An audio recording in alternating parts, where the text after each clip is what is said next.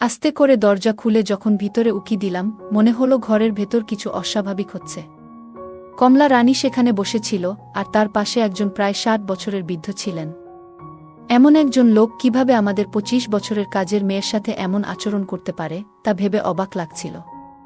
আমি তখনও নিশ্চিত ছিলাম না ঠিক কী ঘটছে। তবে পরিস্থিতি দেখে আমার মধ্যে এক অদ্ভুত পরিস্থিতি তৈরি হয়েছিল। পরিস্থিতি সামাল দেওয়ার জন্য আমি একটা পরিকল্পনা করলাম। আমার স্বামী তখন শহরের বাইরে কাজে গিয়েছিল, তাই রাতে একা ঘুমানোর সিদ্ধান্ত নিলাম। ঘুমাতে যাওয়ার আগে আমি লাল রঙের একটি পোশাক পরলাম এবং চাচার ঘরে ঢুকে চাচাকে দুধ দিতে গিয়েছিলাম। চাচা আমার দিকে গভীর দৃষ্টিতে তাকিয়ে রইল, তারপর হেসে বলল, তুমি কি কিছু চাও? তারপর তিনি আমার হাত ধরে টেনে, হ্যালো বন্ধুরা, আমাদের আরেকটি মজাদার গল্পে আপনাদের সবাইকে স্বাগতম। আমি আশা করছি এই গল্পটি আপনাদের ভালো লাগবে। আমার নাম প্রিয়া, আমি শহরে থাকি এবং আমার বয়স ২৫ বছর। আমি একজন বিবাহিত মহিলা, তবে আমার জীবন যেন নানা রহস্যে ভরা। আজও আমি মাঝে মাঝে শিশুসুলভ আচরণ করি, হয়তো এ কারণেই আমার পরিবার এবং শ্বশুরবাড়ির সবাই আমাকে খুবই স্নেহ করে। আমার শ্বশুরবাড়িতে কেবল আমার স্বামী এবং তার চাচা শ্বশুর রয়েছেন।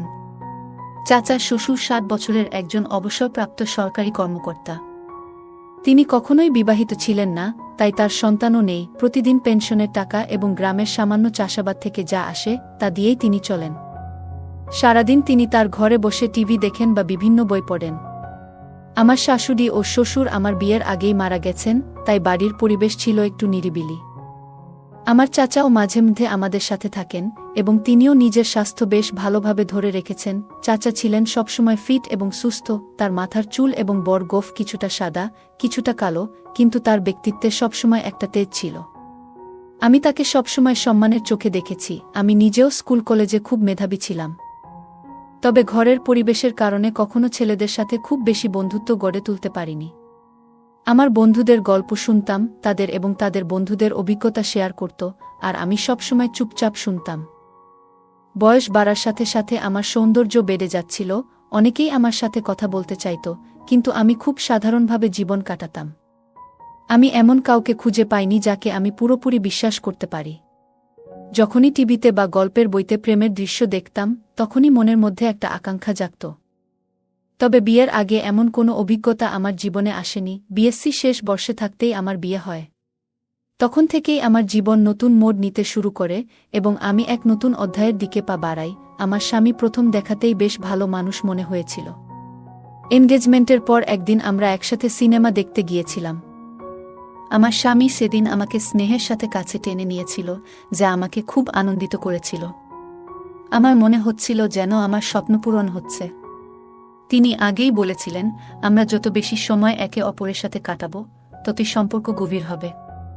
আমারও বিয়ের প্রথম রাতের কিছু স্বপ্ন ছিল, যা আমি মনে মনে চেপে রেখেছিলাম। বিয়ের কিছুদিন পর আমাদের জীবন সুন্দরভাবে চলতে থাকে। আমাদের বিয়ের রাত ছিল আমার জীবনের অন্যতম সুন্দর মুহূর্ত। আমি আপনাদেরকে আমার পরিবারের গল্প শেয়ার করছিলাম, আমার চাচা এবং শ্বশুর শাশুড়ির কথা। বিয়ের ১ বছর পর আমাদের জীবনে আরও অনেক আনন্দ যোগ হয়েছিল। আমার স্বামী তখন তার কোম্পানিতে ইঞ্জিনিয়ার হিসেবে কাজ করছিলেন, তাই কাজের চাপও তেমন ছিল না। প্রায় প্রতিদিনই সন্ধ্যা ৭টার মধ্যে বাড়িতে ফিরতেন। আমরা প্রতিদিন ভালো সময় কাটাতাম এবং যখনই সুযোগ পেতাম একে অপরের সাথে সময় কাটিতে খুব ভালো লাগত। এই আনন্দ ২৫ বছরের বিবাহিত জীবনে আমাদের সঙ্গী ছিল। বিয়ের পর আমার অনেক ইচ্ছা পূরণ হতে থাকে এবং আমার স্বামী প্রায় বলতেন, প্রিয়া, তুমি আগের চেয়ে আরও বেশি সুন্দর হয়ে উঠেছ।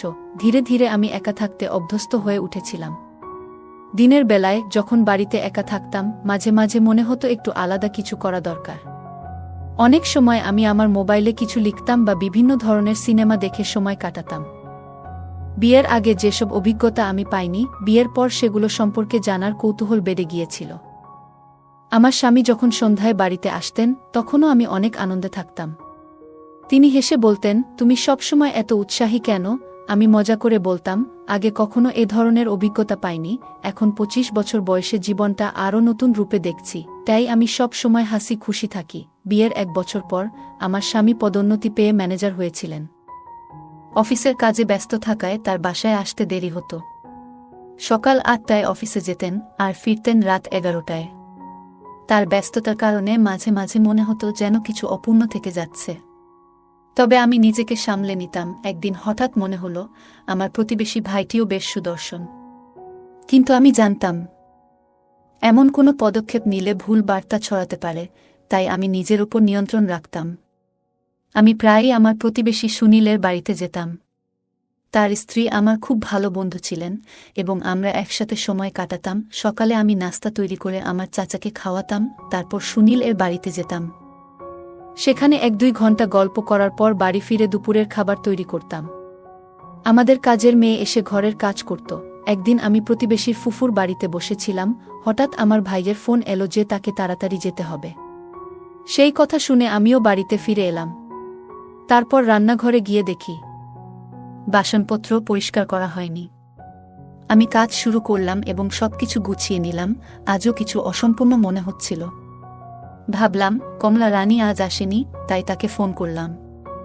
ফোন তোলার পর আমি জিজ্ঞেস করলাম, তুমি কোথায়? কমলা রানী বলল, দিদি, আমি তো তোমার বাড়িতেই আছি, ঝাড়ু দিচ্ছি। কথাটা শুনে আমার সন্দেহ হলো, কারণ আমি রান্নাঘর থেকে বেরিয়ে দেখলাম ঝাড়ু একপাশে পড়ে আছে আর সে কোথাও নেই।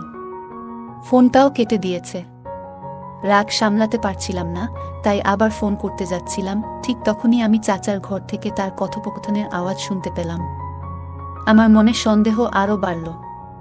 যদি কমলা রানী ঝাড়ু না দেয়, তবে সে করছে কি? আমি চুপি চুপি চাচার ঘরের দরজার কাছে গিয়ে কান পাতলাম। সেখানে কমলা রানীর কথাবার্তা শুনতে পেলাম, কিন্তু আজ তার স্বর ছিল কিছুটা অন্যরকম। ভেতরে ঢুকে দেখলাম চাচা বসে আছেন আর কমলা রানীও তার সাথে। এই দৃশ্য দেখে আমি হতভম্ব হয়ে গেলাম। বাইরে বসে দাদানাতনির মতো বয়সী মানুষের এমন আচরণ দেখছিলাম আর ভাবছিলাম কিভাবে এমনটা সম্ভব। সেই সময় আমি নিজের অনুভূতিকে সামলাতে পারছিলাম না। চাচার এই বয়সে এমন ব্যবহার দেখে আমি বিভ্রান্ত হয়ে পড়েছিলাম।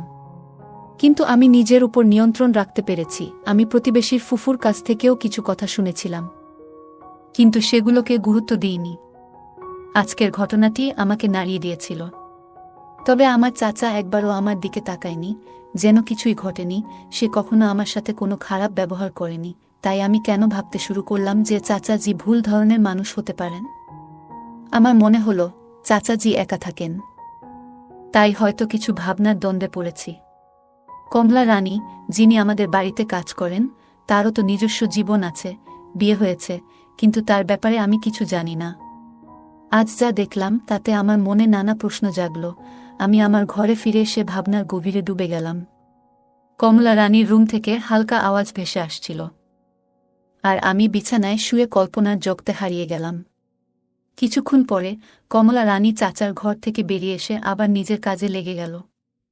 আমাকে বিছানায় বসে থাকতে দেখে সে কিছুটা ভয় পেয়ে বলল, আরে ভাবি, আপনি কখন আসছেন? আমার নিজের কাজ করতে হয়তো ভুলে গিয়েছিলাম, আমি হাসি মুখে বললাম। হ্যাঁ, আমি না এলে আমি জানতে পারতাম না তোমার কাজের ধরনটা কেমন। আমার কথা শুনে সে কিছুটা অপ্রস্তুত হয়ে গেল এবং দ্রুত ঘর ছেড়ে চলে গেল। তার যাওয়ার পর আমি নিজেই ঘর পরিষ্কার করলাম এবং তারপর চাচাকে খাবার দিলাম। দিনের বেলায় যখন আমি একা থাকতাম, তখন সেই দৃশ্যগুলো আমার মনের মধ্যে ফিরে আসত। মনে পড়ত চাচার সাথে কাটানো মুহূর্তগুলো, আর স্বপ্নের মধ্যে হারিয়ে যেতাম। স্বামী বাড়িতে থাকলেও অনেক সময় তার সাথে কিছু শেয়ার করতে পারতাম না, কারণ আমার নিজের মনেই দ্বিধায় ছিল।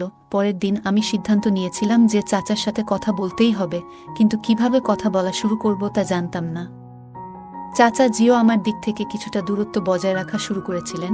সম্ভবত কমলা রানী আমাদের কথাগুলো জানিয়েছিল যে আমি সব কিছু জানি, তাই কোনোভাবে কথোপকথনের সুযোগ হচ্ছিল না। এই পরিস্থিতিতে একদিন দেখলাম কমলা রানী সালোয়ার স্যুট পরে এসেছে, যা তাকে আগের চেয়ে অনেক বেশি সুন্দর লাগছিল। সে নিয়মিত চাচার ঘর পরিষ্কার করত এবং আমি তখন আমার রুমে বসে থাকতাম। ধীরে ধীরে লক্ষ্য করলাম চাচাও যেন একটু অন্যরকম হয়ে উঠছেন। যখনই কমলা রানী তার ঘরে যেত, দরজা ভেতর থেকে বন্ধ করে দিতেন।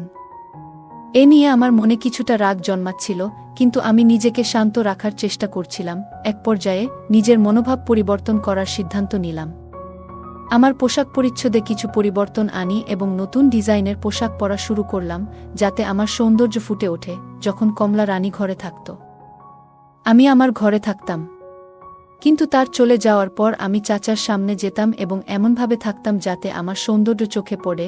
আমি লম্বা কুর্তি বা মাঝে মাঝে জিন্স ও স্কার্ট পরতাম। সকালে চাচাকে চা দিতে যেতাম, আর তিনিও বোধহয় বুঝতে পারতেন যে আমি তার কাছ থেকে কি চাই। বিকেলে আমরা প্রায়ই একে অপরের সাথে সামান্য কথাবার্তা বলতে শুরু করলাম। রাতের খাবারের সময় আমরা সংসারের নানা বিষয়ে কথা বলতাম। একদিন আমি চাচাকে জিজ্ঞেস করলাম কেন তিনি বিয়ে করেননি। তিনি মুচকি হেসে বললেন, বিয়ে জিনিসটা ভালো লাগে না আমার, তাই। আমিও হেসে বললাম, হ্যাঁ বুঝেছি। এমন সময় কমলা রানীও হেসে উঠল এবং সে বলল, তুমি সব জানো? আমি মৃদু হেসে বললাম, হ্যাঁ জানি, কিন্তু কথাগুলো সেখানেই শেষ হয়ে গেল। আসলে জীবনে অনেক সময় সঙ্গের প্রয়োজন হয়, আর সেই সঙ্গ মানসিক শান্তি এনে দেয়। তিনি হেসে উঠলেন, সবকিছু যেন ধীরে ধীরে স্বাভাবিক হয়ে আসছিল। এরপর যখনই কমলা রানী তার রুমে যেত, চাচা আর দরজা বন্ধ করতেন না, বরং একটু খোলা রাখতেন। কমলা রানীও এখন আগের চেয়ে স্বাভাবিকভাবে আচরণ করতে শুরু করল, আর আমিও তাদের সাথে হালকা মজা করতাম। যখন কমলা রানী কোনো কাজ করত, আমি বলতাম, এটা তোমার কাজ, আর সে মজা করে বলতো, হ্যাঁ ভাবি, সব হয়ে গেছে। এরকম হালকা মজার মধ্যে আমাদের দিনগুলো কেটে যাচ্ছিল। তবে চাচা এখনও আমার থেকে কিছুটা দূরত্ব বজায় রেখেছিলেন। আমি প্রতিদিন নতুন পদ্ধতিতে তার সঙ্গে কথাবার্তা বলার চেষ্টা করতাম। একদিন যখন আমি তাকে চা দিতে গেলাম, তিনি হঠাৎ তার খবরের কাগজ ছেড়ে আমার দিকে তাকালেন। তিনি আমার দিকে কিছুক্ষণ চেয়ে রইলেন। আমি অবাক হয়ে জিজ্ঞাসা করলাম, কি হলো? আপনি এভাবে তাকিয়ে আছেন কেন? তিনি হেসে বললেন, তুমি আজ নতুন শাড়ি পরেছ, খুব সুন্দর লাগছে। তখনই হঠাৎ তার জামার উপর কিছু চা ছিটকে পড়ল। তিনি একটু চমকে গেলেন, আর আমি চুপচাপ আমার রুমে ফিরে এলাম। কিছুদিন এভাবেই কেটে গেল। আমি লক্ষ্য করছিলাম চাচার মনোভাব আমার প্রতি একটু একটু করে বদলাচ্ছিল। তিনি এখন একটু স্বাভাবিক হচ্ছিলেন, কিন্তু তেমন সাহস পাচ্ছিলেন না কিছু বলতে। একদিন আমার স্বামী শহরের বাইরে ছিলেন কাজে। রাতে ঘুমানোর আগে আমি চাচার জন্য এক গ্লাস দুধ নিয়ে তার ঘরে গেলাম। তিনি হাসি মুখে বললেন, আমার জামাই তো খুব সুন্দর। আমি মুচকি হেসে বললাম, কি হয়েছে? আপনার চোখ তো আমার দিকেই। তিনি কিছুক্ষণ চুপ করে থাকলেন। আমিও কিছুক্ষণ পর উঠে চলে এলাম। চাচা বললেন, বসো বুমা, কিছুক্ষণ গল্প করি। আজ তো ভাতিজাও নেই। আমি বসলাম। তারপর আমরা বেশ কিছুক্ষণ গল্প করতে থাকলাম।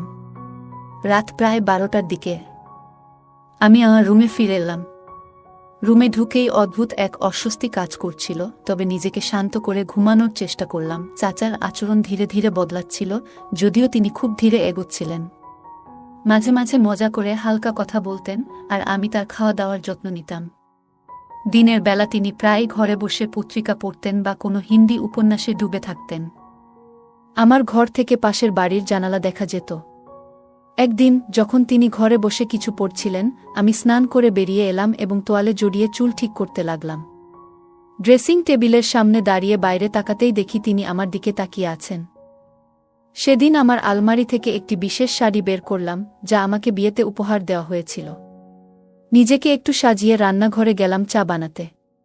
মনে মনে ভাবলাম, আজ হয়তো আমার নতুন সাজ লক্ষ্য করবেন। রান্নাঘরে চা বানানোর সময় দেখি তিনি এসে দাঁড়িয়েছেন। আমি শান্তভাবে দাঁড়িয়েছিলাম। তিনি একটু মিষ্টি হেসে বললেন, কিছু চিন্তা করো না, সবকিছু ঠিক থাকবে। তার এই কথায় আমি স্বস্তি পেলাম এবং পরিবেশটা ধীরে ধীরে স্বাভাবিক হয়ে গেল। আমাদের এইভাবেই দিন কাটতে থাকল। গল্পটা কেমন লাগলো জানাতে ভুলবে না। আরও মজার মজার রোমান্টিক গল্প শুনতে চাইলে ভিডিওটি লাইক, শেয়ার এবং চ্যানেলটি সাবস্ক্রাইব করতে এবং বেল আইকনটি ক্লিক করতে ভুলবে না। ধন্যবাদ।